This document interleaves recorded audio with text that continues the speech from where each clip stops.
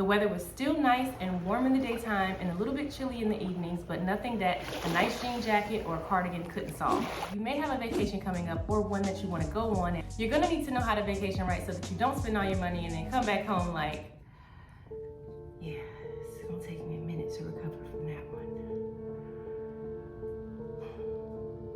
one. No, you don't have to do that if you take these tips with you. Number one is timing, and that refers to understanding the difference between peak season and non-peak season. If you visit during peak tourism season, the trip will be more expensive overall. Now, if you've already booked, it's okay. Just continue to watch and you'll get some great money saving tips so that you won't be in the hole when you go back home. So back to peak season and non-peak season. And the key is to go right before peak season starts so that you save the most amount of money. And you're probably like, I'm not trying to go on vacation and be in the cold during non-peak season and I can't get in the beach water and I can't get in the pool. No, you're not gonna have to worry about that because I did this when I went to Greece in April, right before the season started. The weather was still nice and warm in the daytime and a little bit chilly in the evenings, but nothing that a nice jean jacket or a cardigan couldn't solve.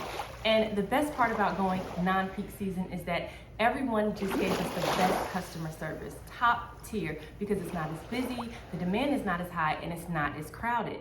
The workers had extra time to just do extra special things, and they were bright and fresh and just ready to make our trip that much more memorable. Also, major key is be flexible with your dates. Try out different days of arriving and returning to save even more money. And speaking of deals, one of the best ways to get deals is knowing where to book, and that is tip number 2. To find reasonable flights, try using Google Flights so that you can see a comparison by the different days and you can pick the right day to leave and the right day to come back. Also try using Kayak or Skye Scanner so that you can get great deals and so that you can set price alerts for your destination. It's good to monitor the prices over a couple of weeks, but also know when to take a great deal. And if you need some help determining what a great deal is, I'll give you some price ranges for flights coming from the US from top flight expert Scott Keys, who travels around the world for cheap. Flights to Africa, $700 or below. Asia, $550 or below. Australia, $700 or below. Flights to Central America, $300 or below.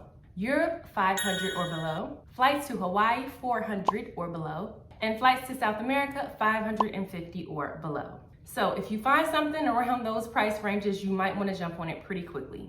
By the way, if you're finding this video valuable, go ahead and give me a like so that this video can spread to more people. Thank you. Once you've picked the best timing and you've looked at flights, now it's time for you to take a look at housing. So think about options like Airbnb for affordable housing. And some may be concerned with safety when it comes to Airbnb, but Airbnb is actually great because they vet their hosts and they allow for guests to leave reviews and comments. For me, I usually opt for a super host because those are Airbnb's top tier hosts that provide great customer service and have a proven track record. Plus, with Airbnbs, you can save on food by cooking breakfast a couple of times or having everyone chip in to make a nice dinner. Just remember to get insurance for your Airbnbs just like you would for air travel, just in case you need to change your plans. Okay, so if you don't like staying in Airbnbs and prefer to stay in a hotel, choose a hotel with extra amenities such as complimentary breakfast, laundry, or shuttle transportation services. Hotels.com is a great site to use to compare prices and to get more bang for your buck. And listen, one of the most valuable tips I can give you when it comes to where to stay is to pick the right location. And the right location is 2 words: city center. Yes, it makes it easy on yourself when you can walk where you need to go or take a quick drive to where you need to go and you're right in the heart of everything. You can even use public transportation if you're traveling with someone. I walked everywhere when I was in Santorini because I stayed in Fira city center and it was just lovely and convenient to be in the heart of everything, right there where I needed. On the other hand, I took public transportation quite a bit when I took a trip with my family to New York. So mix it up when it comes to transportation, but stay close to the main attractions so that it's easy to get to where you need to be. Paying a lot for taxis and gas can just eat up your money too much.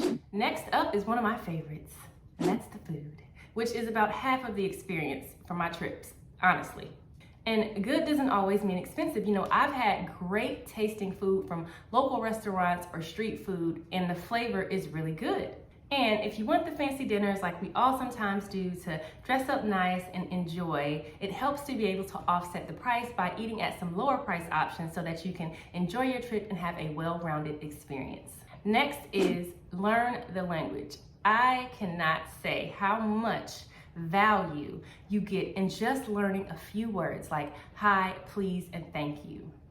It goes a long way when it comes to the type of favor that you get and the treatment that you get from the locals. I found that I get better deals and just great tips and tricks to experience the culture and the food and just hidden gems that only the locals know about. Number 6, be flexible with your itinerary. You know, it's great to have a few things that you know you don't want to miss out on, but leave space for spontaneity in your day and suggestions from locals. This way, you're not just having a vacation, you're connecting with the people, making your trip that much more exciting and memorable, and making sure that you're not just only spending money on high-priced items that they market to tourists.